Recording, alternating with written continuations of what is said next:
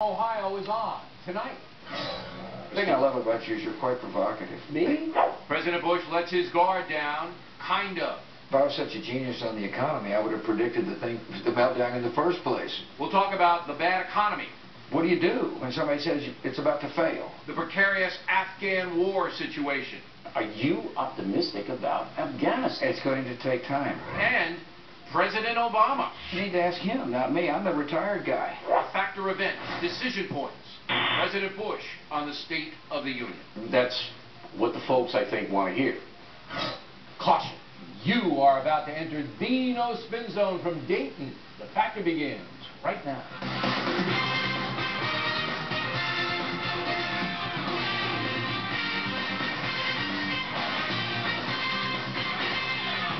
Hi, I'm Bill O'Reilly reporting tonight from Dayton, Ohio. Thanks for watching us. We are here to interview former President Bush on Veterans Day. A few hours ago, I spoke with Mr. Bush at the National Museum of the United States Air Force, just a few miles outside of town. As you may know, the President is on a book tour promoting his presidential look-back, Decision Points. Because he has given a number of TV interviews this week, my mandate tonight was to shake him up a bit, advance the conversation.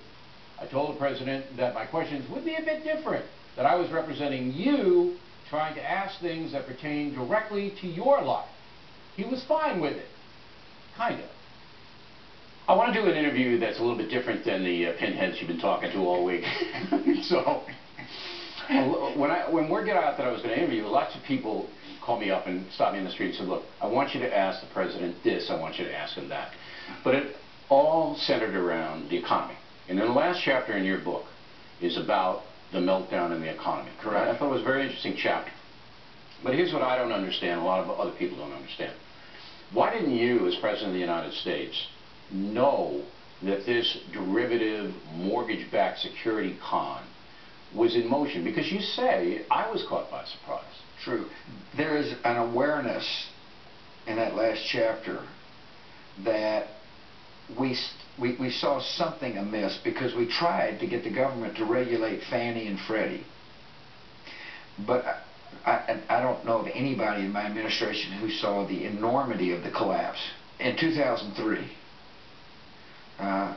because of the implicit government guarantee and because we were worried about some of the investments that Fannie Mae and Freddie Mac were making, that Congress just, much to our chagrin, said, no, we're not going to regulate it because they're very powerful entities. And so, to some extent, I feel okay about anticipated crisis. The other thing, I didn't really see the enormity of it. I really didn't. I don't think this was a matter of regulation. I think this was a matter of people making bad investments.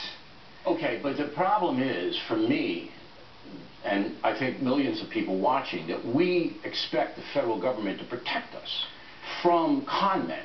Now, you're the guy in charge of the SEC, Christopher Cox, who I know very well because I went to school in Boston with him, okay? Now, Cox is a guy that's supposed to give you the heads up that, hey, you know, there's something really not right here. Well, I think a lot of the levels of government, we didn't...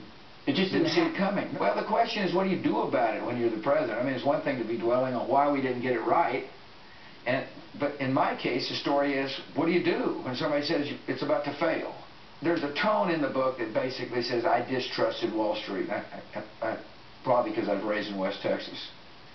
And yet, I had to make the decision to use your money to bail them out. To bail them out, yeah. But because the options for me were, do I gamble on a depression or not? Right. When I saw you out there going, hey, this thing is serious, I went, this thing is serious. It was serious, but your question is, why didn't we see it? Yeah. It was... But that frightens me, because it could happen again. It could happen again. Of course it could happen again, and it's happened before. This was a confluence of events, and so I try to take the reader through the trade deficits, the money coming to the country, the investments, the building of the house of cards. The assumption was, by a lot of investors, that the price of housing would continue to go up. It didn't, and the house of cards started to crumble. But so your question is, how come we didn't anticipate it? Well, to a certain extent we did, and that is trying to deal with one aspect of the housing market, and that would be Fannie and Freddie. And I was unsuccessful at getting them regulated. But there's more to it than that, Mr. President, with all due respect. Did you see my interview with Barney Frank when I called him a coward? Yeah. Okay? Well, but because he had direct oversight of Fannie and Freddie. Well, but see, it's like saying, how come you didn't see the shysters like Madoff ahead of time? That's different, though, Well, because but he's a private guy, and Wall Street is dealing in the public sector. Here's my problem. Okay. Americans are losing confidence in their government. We saw that with President Obama in the last election. I hope they don't lose confidence in their government. I can see why there's skepticism, but it's the only government we got. Now, you say in your book that you had to bail out the companies, and then President Obama picks up your theme and says in almost the same words, I had to continue spending because we would have gotten to a depression. So you and President Obama are simpatico. The problem is that there's $5 trillion added to the debt in the last 3 years, from 2007 to 2010. All I can tell you is when I left office, the debt to GDP ratio was lower than President 42, President 41, and almost equal to President 40. That would be Ronald Reagan. And I really have chosen not to second guess the president, which you're trying to get me to do. No, I'm not. You're wrong. I can only explain to you. But you're wrong. Only explain to you the decisions I made. Am I allowed to say that a sitting or a foreign president is wrong? I'm not trying to get you to bash Obama, right? But let me finish what I'm saying. The TARP that we passed said that we're going to put money into financial institutions, which will be repaid to the taxpayer with a reasonable rate of return. And most of the TARP money that we spent under my watch has been repaid. Then why is the government, the federal government now, continuing to bail people? You need to ask him, not me. I'm the retired guy. I'm the guy who has done my job, and I'm now home in Texas. But you must have a theory on it. You're trying to drag me into the current affairs, and I don't want to be dragged into the current affairs. And I don't think it's good. Hear me out.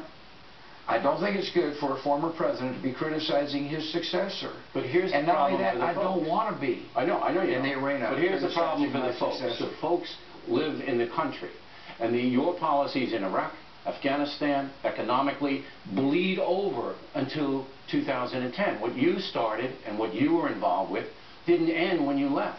It continues. So that people, when they get an opportunity to hear you and read your book, they want to know about the current state of affairs. They don't want to say, look, it ended when he left, and now I don't know what he thinks. That's your job as somebody who is capable of getting people from the administration to explain the current state of affairs. I've written a book so that people get a sense of what it was like to make the decisions that I made during my presidency. And beyond that, I'm happy to get off the stage. I'm very comfortable with this fact, Bill. What about all your knowledge? I'm very comfortable with this fact, that eventually there will be an objective historians that will analyze my presidency, but there needs to be time. And in terms of my knowledge, there are plenty of knowledgeable people who are capable of speaking out. And I know this comes as a shock to some, but I have zero desire to be in the limelight except for this brief moment. No, I understand. When I'm willing to talk with my friend in order to sell books. I got it. All right, one more question on this, and we'll go into something else that I feel is very interesting and important. People today are worried. When they get an opportunity to hear someone like you, who is in the middle of it, they want to hear what you have to say. And I respect the fact that you don't want to get into this swamp. I'm not to be argumentative, but the best way for them to learn what I have to say is to read my book. Read the book. Okay, but again, it carries through. Now, the present administration has dumped a lot of stuff on you. They say, look, it's not our fault because the previous administration, they did X, Y, and Z. I know you don't care about that. I really don't. You don't care about that at all. It's a tactic. It's a political ploy, correct? Some people choose to use them, some people use that ploy, some don't. And now, Jimmy Carter, he gets furious when people dump on him, and he fights back. But you are the total opposite. They could call you the devil, they could call you whatever, and you're just going to go out to lunch. Well, they did when I was president. And I didn't, that's right, we did, and I didn't respond because I don't think it's good for the presidency to respond. And I know it's hard for you to believe that I basically ignore the rhetoric, but I do, and I'm comfortable with myself. I know I gave it my all for the country. I did the very best I could do as the president, and I'm comfortable with that. When you look at the current state of the